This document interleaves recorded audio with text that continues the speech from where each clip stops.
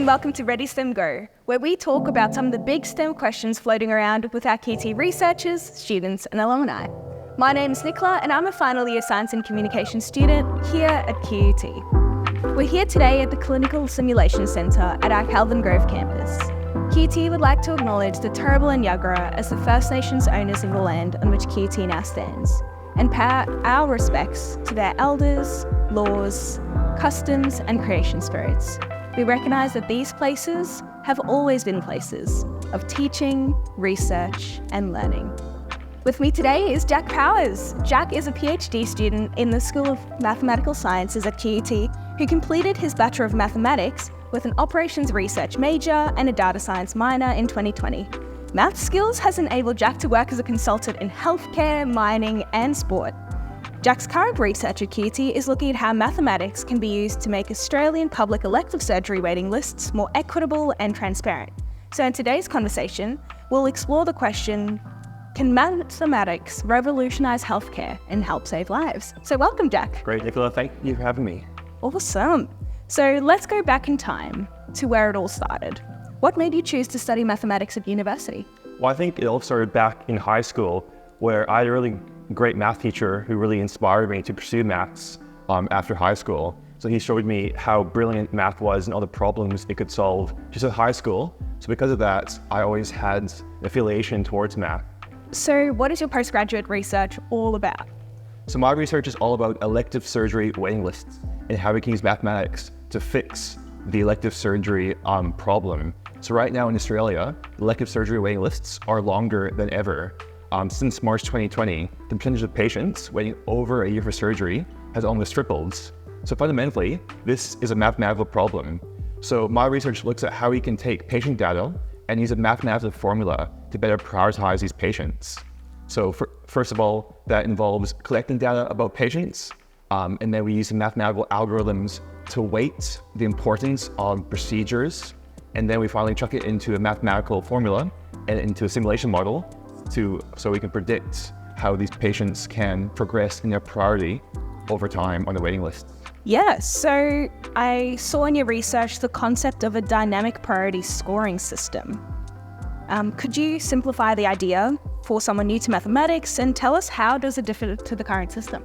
Yes, so essentially, currently in Australia, patients undergoing elective surgery are prioritized according to 3 distinct urgency categories. But however, that system sometimes isn't very fair or transparent because the definitions of what category 1, 2, 3 patients can be quite subjective.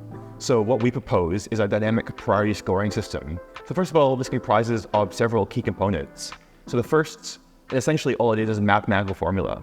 So our first parts of our dynamic priority scoring system is first prioritizing patients according to a score between 0 and 1. So doctors assess the patient and then they enter a set of clinical factors which this current patient presents with, and then using our mathematical algorithm, we're able to get a score between 0 and 1 depending on how severe they are relative to other patients undergoing the same procedure. So what we found is that just by prioritizing patients according to the ratio between their current waiting time and how long they should be waiting, we're able to achieve much more equitable outcomes. So essentially, the dynamic priority scoring system means that over time, patients accrue a priority score relative to their clinical needs. So essentially, just by allowing category 1 patients waiting a day or two longer, we can actually get low priority category 3 patients in, saving months on their waiting time. So I'll leave the others to think about whether that's fair or not, but essentially our research shows that it brings everyone's ratio of how long they're waiting, proportional to their how long they should be waiting, much more even. So I think that is by definition equity. Yeah, because I was going to say that surgical waiting list is something that affects many people at some vulnerable times in their life. So what are some of the benefits that you could see for your research for healthcare and patients? Well, I think using a dynamic priority scoring system, patients can be much more assured in their spots on the waiting lists. So because it's all using mathematical formulas and clear priority scores, using a simulation model, we're actually able to predict when a patient might be able to enter surgery. So using data and historical information about the number of patients entering waiting lists during certain times of the year of certain procedure types, they can get a much more sound understanding of when they might receive surgery. Another positive as well is that they can be much more assured in the fact that their spot on the waiting list is only going to change according to other people and their priority. So if, for example, if a certain patient has a severe condition, they can be assured that their score will accrue proportional to that severity. And that means that anyone else entering the waiting lists, they will have to interact accordingly to the high priority patients. So what have been some of the learning curves or challenges as you've started your career in research? So the main difference between a PhD and an undergraduate degree is that in an undergraduate degree, your full-time job is to learn off your tutors, off your lecturers, off a textbook. While doing a PhD or research, your full-time job is to solve a problem which no one else has ever done before. So I think that's a really interesting part of doing a PhD, is that while there might have been things that people have touched on in the past about your research topic, your whole research is all about doing something completely new and novel, which is why it's a PhD in the first place. So I think that's a really cool aspect. And one of the main challenging bits of a PhD is that while it hasn't been done before, your job is to connect all the pieces and then introduce your own thoughts on the topic as well. So who do you work with? Is there support in place throughout your PhD? So even though a PhD is all about sort of independent research and trying to solve a problem which no one else has done before, there is a very wide support network available to you as a research student. So for example, your first port of call, the person you're working with closest is your supervisor. So often you have an associate supervisor and your main principal supervisor. So these are the people who are experts in their respective fields already, and they're helping you along your journey of doing a research degree. So you meet with them weekly, and you discuss new ideas, you discuss where you're at in a project, any problems you're facing, and then together you try and solve it. And then part of that is that since we're working with a hospital on my PhD project, we actually have a whole team of surgeons and clinical staff at our partner hospital, and they're able to provide us with specific industry-based knowledge. So if we look at the whole team on a whole piece of paper, then the skills and resources and talent and experience all there, it's completely mind-blowing. So I'm curious, what is the hospital flow simulation model project with the World Bank and Peter Humphreys PT Lab that you worked on? Yeah, so this is a bit of a story. So Peter is a fellow PhD student in my office at QUT, and he has started about a year ahead of me. But before Peter actually started his PhD, he worked as a consultant using his own skills in mathematics to solve problems in a wide variety of industries. So over the past 2 years, Peter has taken me under his wing and showed me exactly how the world of consulting works and some of the problems you're able to solve and how you sort of navigate the challenges of solving problems in a different sort of environment. So that specific project was, how can we develop a hospital flow simulation model that low and middle income hospitals can use to manage their patients. So essentially it takes patients from wherever they enter the hospital from, whether that be an emergency OR routes or the ER departments or elective surgery or any other entry into the hospital, and how we can sort of track their flow over time. So for example, if they need to see an emergency surgeon, they might have a certain step to do that first. They might go to OR, they might go to post-op, they might go to recovery. So all of these different steps about how we can sort of manage patients in a hospital. And there's even, for example, COVID considerations where you might have to split wards up to keep people with COVID separated and isolated from those who don't. So it's all about managing resources and managing people and managing staff.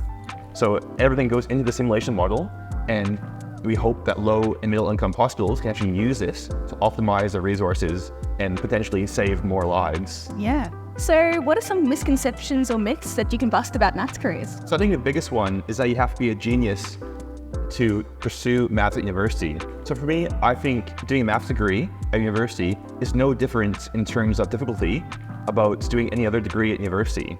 So in the first place, the reason why you might choose a specific degree at university is because you really enjoy that field or see a career in it. And the same is for maths. So I think maths can take you to a number of careers, and that's one of the reasons why I chose it in the first place, is because I really enjoyed engineering, I really enjoyed business or computer science, but the one thing that underpins it all was mathematics. So that's why I chose maths, but perhaps what other people might choose maths as well is that just because you feel that you're not good at math in high school doesn't mean you won't do well in a mathematics degree at university.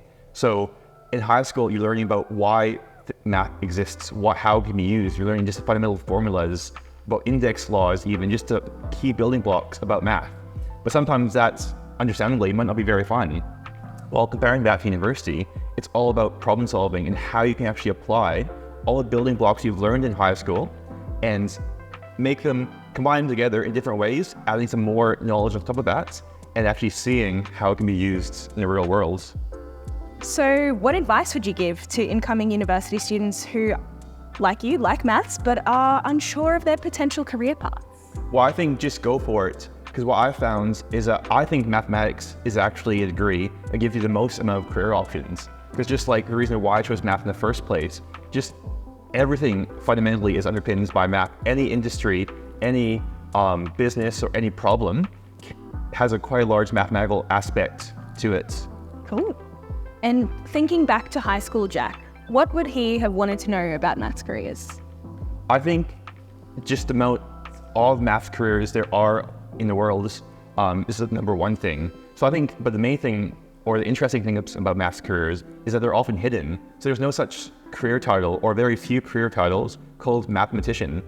What they might be instead is data scientist, or a scientist, or operations research analyst, or a statistician, or a applied and mathematical consultant. So just because there's not many careers where the career is called the mathematician, there's so many more careers that actually use the skills in maths.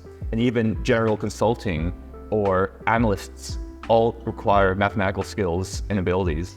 Awesome. So, like we've touched on, as a mathematics student, you have a diverse skill set in statistics, simulation, and data science. So can you share some exciting projects or applications that you've worked on beyond your PhD research project? Yeah, so one of the key things about doing a mathematics degree is that I was able to do a second major in data science, and that also allowed me to learn lots of programming.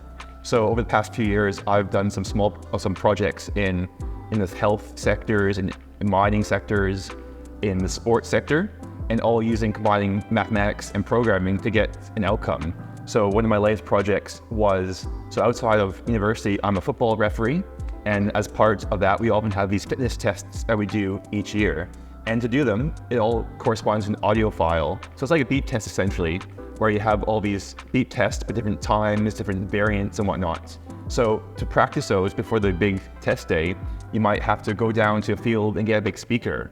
But that isn't very accessible for some people, or it's a bit of a hassle.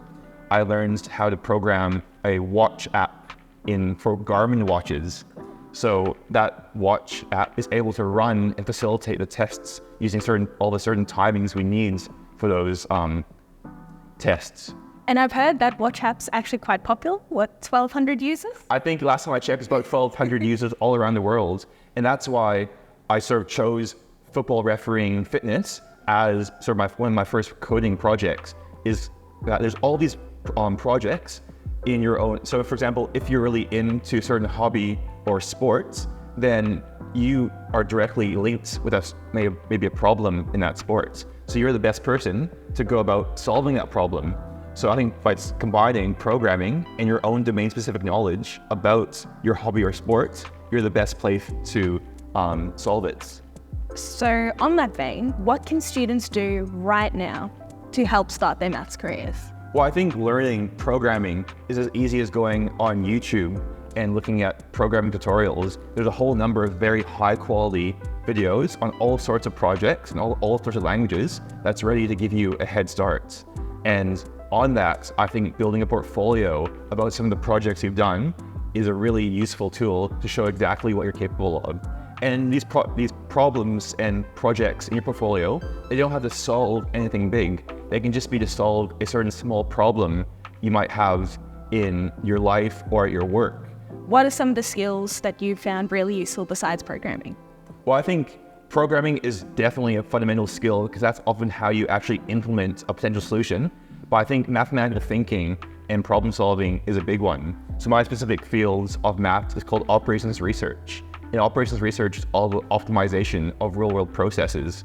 And I think this is another sort of hidden career where there's no such thing as operations research analysts in all businesses, but they're often named differently. Essentially, their whole job is about optimizing processes. So how can we better use the resources we have to solve a certain problem at minimizing costs or maximizing profits or maximizing throughput of patients, for example? Yeah. So what actually is the difference between some of the different maths majors? So at QUT, there are three main majors we have. There's operations research, statistics, and applied and computational mathematics. So they all have similar units in the first year, but as you go into your second and third year of your mathematics degree, they branch off into their specifics. So operations research, as I've said, all about optimizing real-world processes. Statistics is how we can use data to make predictions and analyze the past and use that to make inferences about what's potentially to do next. And applying computational mathematics is all about modeling the real world. So I think there's some really cool projects we have at QUT using applying computational mathematics to model ecological and biological phenomena. Yeah. So no matter what problem there is, any of the majors can approach it in a different way. And that's how multidisciplinary teams work in real worlds, is getting people from all strands of backgrounds and getting them all together to solve a problem. So you've actually touched on a few different things. But at QT, we love the concept of STEM plus X. So combining STEM with your passion. You've combined maths and data science and healthcare and also sports and all sorts of other things. But is there another maths combo that future students should look into? Well, I think there's a real opportunity in applying maths and data science to fields that historically perhaps haven't had the chance to implement those processes. So for example, I think law and politics is a field that existed long before computers. So using skills in maths and data science to actually change the way those fields are run, I think is a very important avenue. So lastly, could you share maybe an inspiring moment from your journey at QUT that made you realize that maths has the potential to solve these real world issues and help people in need? Well, I think for me, just looking at the vast array of projects in the School of Mathematical Science and the Center for Data Science that look at all these real world problems. So just in the School of Mathematical Sciences, we have problems looking at the Great Barrier Reef restoration. We have mining problems, we have hospital problems.